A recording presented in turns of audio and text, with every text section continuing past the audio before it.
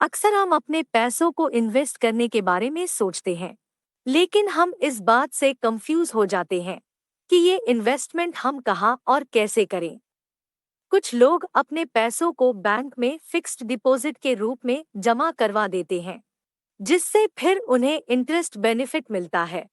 तो वहीं कुछ लोग ऐसे भी होते हैं जो म्यूचुअल फंड्स में इन्वेस्ट करना चाहते हैं, लेकिन कई सारे लोग म्यूचुअल फंड्स के बारे में सही जानकारी ना होने के कारण अपने इन्वेस्टमेंट आइडिया को ड्रॉप कर देते हैं, क्योंकि उन्हें इस बात का डर होता है कि कहीं उनके पैसे डूब ना जाएं। अब अगर आप भी म्यूचुअल फंड्स में इन्वेस्ट करने के बारे में सोच रहे हैं, तो आज की ये वीडियो आपके लिए बहुत ही हेल्पफुल होने वाली है, क्योंकि आज हम म्यूचुअल फंड्स के बारे में डिटेल में बात करने वाले हैं।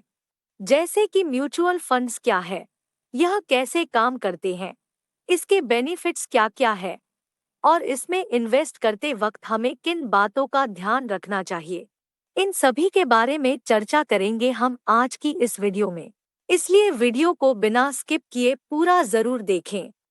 म्यूचुअल फंड एक ऐसा फंड है जिसे एसेट मैनेजमेंट कंपनीज हैंडल करती हैं। इस फंड में कई सारे इन्वेस्टर्स अपने पैसे लगाते हैं। फिर इस पैसे को professional investors market, short term debt और गोल्ड जैसी सिक्योरिटीज में इन्वेस्ट करते हैं। इन फंड प्रोफेशनल्स की कोशिश यही होती है कि ये इन्वेस्ट किए गए अमाउंट के बदले इन्वेस्टर्स को एक अच्छी रिटर्न वैल्यू दे सकें। इन फंड प्रोफेशन को कंट्री इकोनॉमी, स्टॉक एक्सचेंजेस और इंटरनेशनल मार्केट जैसे फील्ड्स में काफी गहरी नॉलेज होती है। अब जानते हैं कि म्यूचुअल फंड्स कितने तरह के होते हैं। वैसे आम तौर पर म्यूचुअल फंड्स दो टाइप के होते हैं, ओपन एंड और close and. Open ended fund में कोई लॉक इन अवधि या मैच्योरिटी टाइम लिमिट नहीं होती है। इसका मतलब है कि आप अपने इन्वेस्ट किए हुए पैसों को कभी भी निकाल सकते हैं। लेकिन क्लोज्ड एंडेड फंड में एक फिक्स्ड लॉक इन अवधि होती है और इसमें आप अपने इन्वेस्ट किए गए पैसों को मैच्योरिटी टाइम से पहले नहीं निकाल सकते हैं। हमने म्यूचुअल फंड्स के बेसिक को तो समझ लिया है। चलिए अब समझते हैं कि आखिर म्यूचुअल फंड्स में इन्वेस्ट करने के फायदे क्या-क्या है। असल में म्यूचुअल फंड्स का एक सबसे बड़ा फायदा ये है कि आप इसमें एसआईपी यानी कि सिस्टमैटिक इन्वेस्टमेंट प्लान के तहत सिर्फ 500 रुपए और 1000 रुपए जैसी छोटी रकम से भी अपने इन्वेस्टमेंट की शुरुआत कर सकते हैं। अगर आप सोच रहे हैं कि ये एसआईपी क्या होता है, तो आपको बता दें कि सिर्फ एक इन्वेस्टमेंट प्लान है जिसके तहत आप अपनी इनकम और फाइनेंशियल गोल्स के आधार पर एक फिक्स्ड पीरियड ऑफ टाइम जैसे हर हफ्ते, हर महीने, 3 महीने या 6 महीने पर एक निश्चित की हुई रकम को इन्वेस्ट कर सकते हैं। म्यूचुअल फंड्स में अपने पैसों को इन्वेस्ट करने के बाद आपको किसी प्रकार की भी मेहनत नहीं करनी होती है। पैसों को कहाँ लगाना है, किस कंपनी में लगाना है, किस कंपनी के ग्रो करने के ज्यादा चांसेस हैं, इन सभी बातों का ध्यान फंड मैनेजर्स रखते हैं, क्योंकि इनका काम ही होता है आपके पैसों को सही जगह लगाना और एक अच्छा रिटर्न वैल्यू आप तक पहुंचाना। म्यूचुअल फंड्स का एक और फायदा ये है कि इसमें इन्वेस्टेड अमाउंट को डिफरेंट एसेट्स और सेक्टर्स में लगाया जा सकता है।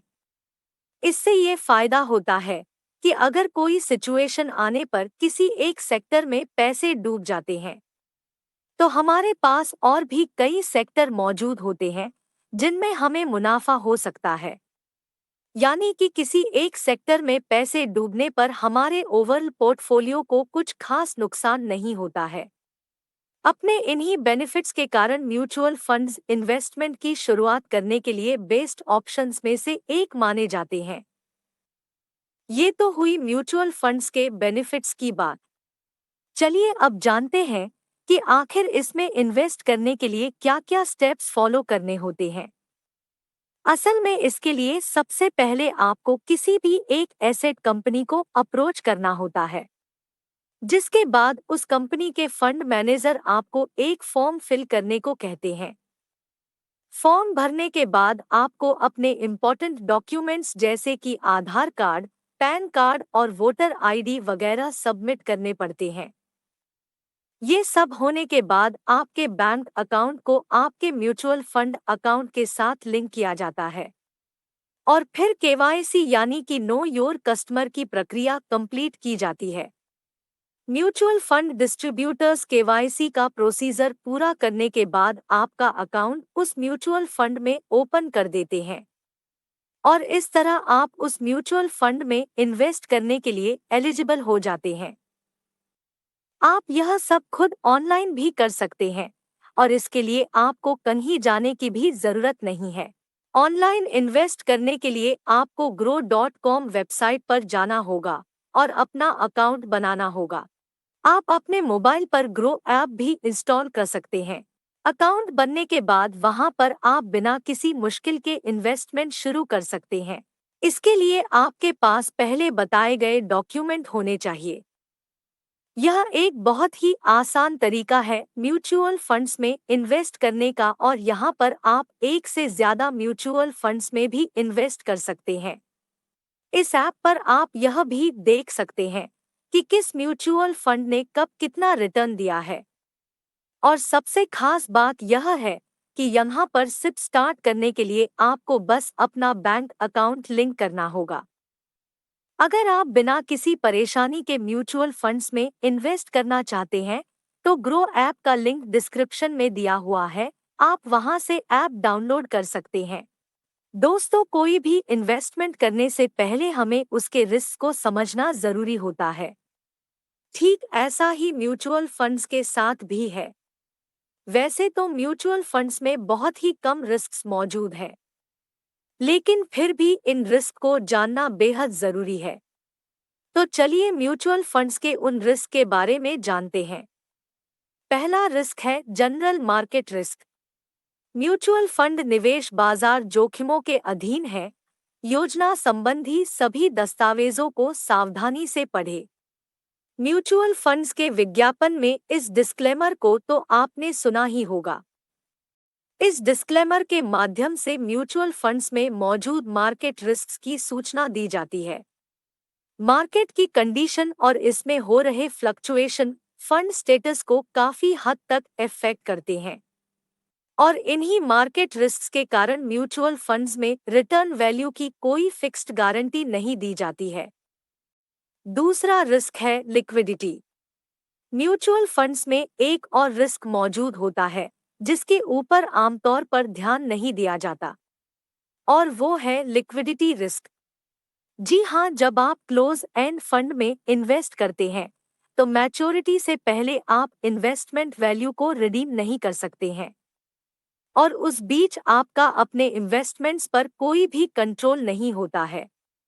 दोस्तों, एक और रिस्क के बारे में जानना बेहद जरूरी है, लेकिन ये रिस्क सिर्फ डेट म्यूचुअल फंड में मौजूद होता है। डेट म्यूचुअल फंड यानी कि जिसमें आप लोन के माध्यम से इन्वेस्ट करते हैं। इस केस में बॉन्ड रिस्क मौजूद होता है, जो कि मार्केट के बॉन्ड रेट के फ्लक्चुएशन के कारण फाइनल रिटर्न वैल्यू पर असर डालता है। दोस्तों, वैसे तो हर इन्वेस्टमेंट पर कुछ रिस्क जरूर होते हैं और इसलिए म्यूचुअल फंड्स में भी कुछ रिस्क मौजूद है, लेकिन फिर भी कुल मिलाकर देखा जाए तो इसमें इन्वेस्ट करना एक काफी अच्छा ऑप्शन हो सकता है।